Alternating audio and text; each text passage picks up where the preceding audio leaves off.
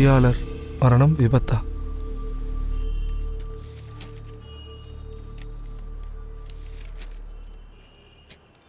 பொறியாளர் கொலையா விபத்தா? காட்டுப்பகுதியில் கார் மோதி பொறியாளர் குடும்பம் சிதைவு.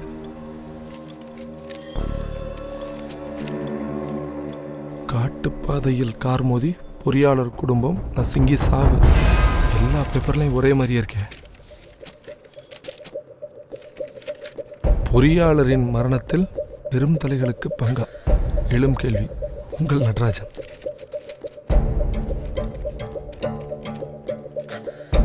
இதுலயும் உங்கள் Natarajan.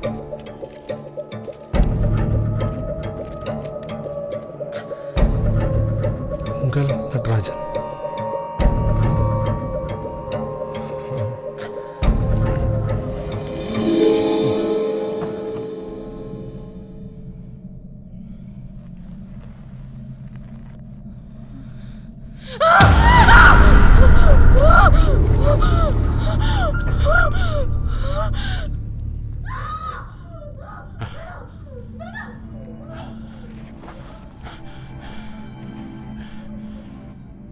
Hello,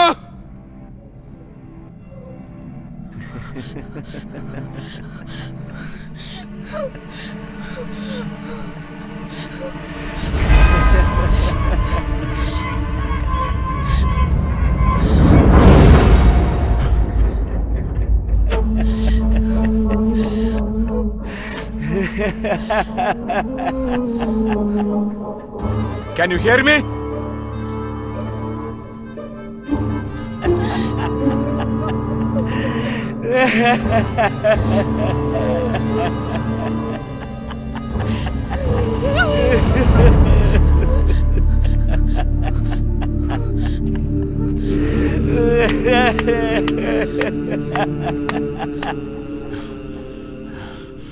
Hello? Can you hear me?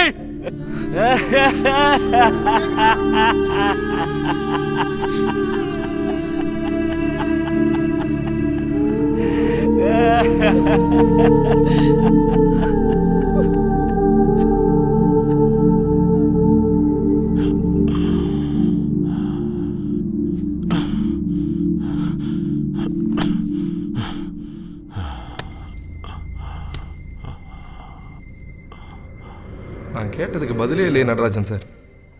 25 வருஷத்துக்கு முன்னாடி நடந்த விபத்து மேலே உங்களுக்கு மட்டும் சந்தேகம் வர்றது காரணம் என்ன? வெறும் ஒரு கான்ஸ்டபிளான உங்களுக்கு இந்த கேஸில் என்ன சார் இவ்வளோ இன்ட்ரெஸ்ட்? வாழ்க்கை பூரா ஒரு கான்ஸ்டபிளாக இருக்கிறதுக்காகவே யூனிஃபார்ம் போட்டவன் இல்லைனா கிடைக்கிற தடயங்களை வச்சு இந்த கேஸை ஃபாலோ பண்ணி போனால் இந்த கேஸை முடிச்சிடலான்னு நினைக்கிறேன். அப்புறம் என் சுப்பீரியரோட மிஸ்ஸிங் கேஸுக்கும் இந்த பழைய கேஸுக்கும் ஏதோ ஒரு தொடர்பு இருக்குன்னு எனக்கு தோணுது. நான் சொல்கிறது உங்களுக்கு உதவியாக இருந்தா நான் எதுக்கு மறைக்கணும்? என்னால் உங்களுக்கு உதவ முடிஞ்சா அது நல்லதுன்னு நினைக்கிறேன்.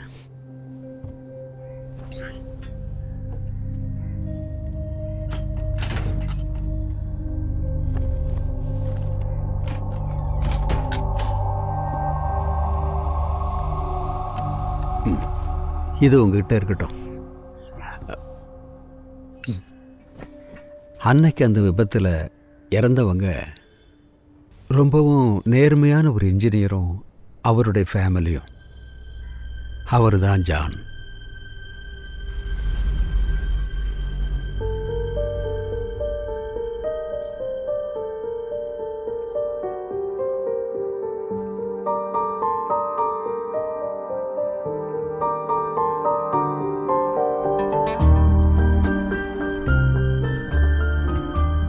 ஜானோட மரணத்தில் எனக்கு சில சந்தேகங்கள் தோணுச்சு.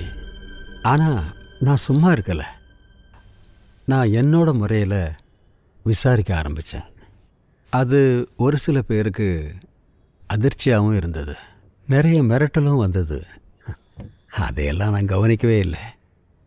ஆனால் ஒரு நாள் எங்கள் பத்திரிகைக்காரங்களே உங்கள் நியூஸ் எல்லாம் போட முடியாதுன்னு சொல்லிட்டாங்க. தன்மானத்தை அடகு வச்சு வாழ்ந்தது இல்லைங்கிறதுனால போட அவங்க பத்திரிகை நீங்களும்னுட்டு நான் வெளியே வந்துட்டேன். கூடவே எனக்கு தெரிஞ்ச விஷயங்களையும் அதோடு சேர்த்து எழுதி வச்சேன். யாருக்காவது தேவைப்படும்னு நினச்சேன்.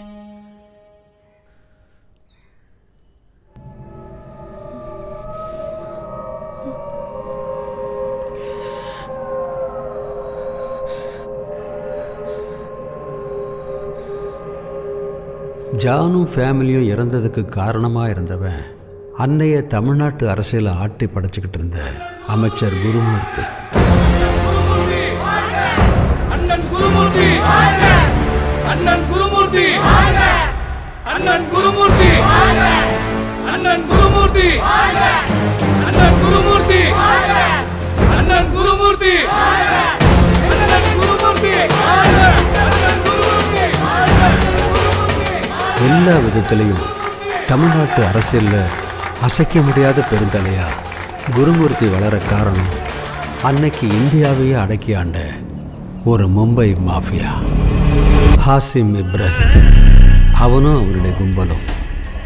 அவனோட கட்டளைப்படித்தான் குருமூர்த்தி இங்கே எல்லா அராஜகத்தையும் பண்ணிட்டு இருந்தான். அவன் கூடவே எதுக்கும் தயாராக 4 பேர் இருந்தாங்க. MLA Sivaraman, DSP Sankaralingam, contractor VP Menon, inspector Saminathan. அவங்க போட்ட திட்டப்படி அங்கே தேவையில்லாமல் உருவானது தான் அந்த ரூட் நம்பர் 17ங்கிற காட்டுப்பாதை. அதோட சீஃப் இன்ஜினியராக தான் ஜான் அங்கே ஜாயின் பண்ணியிருந்தார். மிஸ்டர் ஜான், இவ்வளோ கேட்ட பிறகு என்ன சொல்கிறீங்க? யோசிச்சு பார்த்தீங்களா?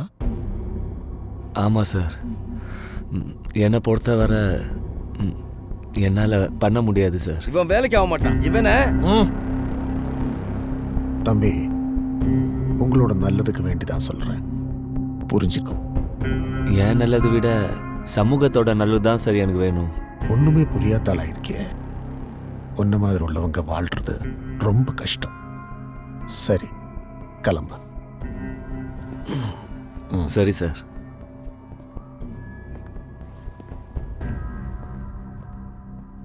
அந்த பாதையோட பேரை சொல்லி ஊழல் நடத்தி கட்சி நிதிக்காக கோடிக்கணக்காக கொள்ளையடித்த அந்த கும்பலுக்கு ஜான் ஒரு விதத்துலேயும் அடிபணியவே இல்லை.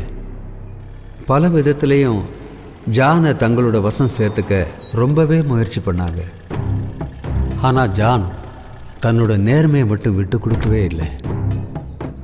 அந்த ரோட்டோட அலைன்மெண்ட்டை மாற்றி அதன் வழியாக ஆயிரக்கணக்கான சந்தன மரங்களை வெட்டி சாய்ச்சி கோடிக்கணக்காக சம்பாதிக்க அவங்க போட்ட திட்டம் அதனாலேயே முடங்கி போச்சு. சரியா பண்ணு. பார்த்துட்டு வரேன் சார். நீங்களா? வணக்கம் மிஸ்டர் ஜான். வாங்க சார். ஹலோ.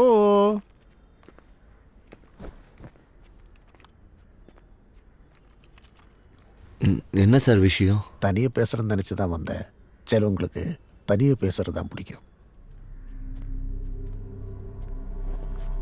வணக்கம்மா, நான் குருமூர்த்தி, மினிஸ்டர் குருமூர்த்தி. வணக்கம் சார். என்ன பேசணும்? நம்ம உட்காந்து சேர்ந்து யோசிச்சு பார்த்தோன்னா சில சமயம் மனசு மாறிடும். எனக்கு அப்படி, உங்களுக்கு எப்படி? இல்லை சார், மாற்றம் எதுவும் இல்லை. உங்க புருஷன் ரொம்ப நல்ல மனிதன், கொடுத்து வச்சவங்க நீங்க. வரட்டுமா? முதல்ல ஜான் கிட்ட பேசி பார்த்தாங்க, அப்புறம் மிரட்டி பார்த்தாங்க.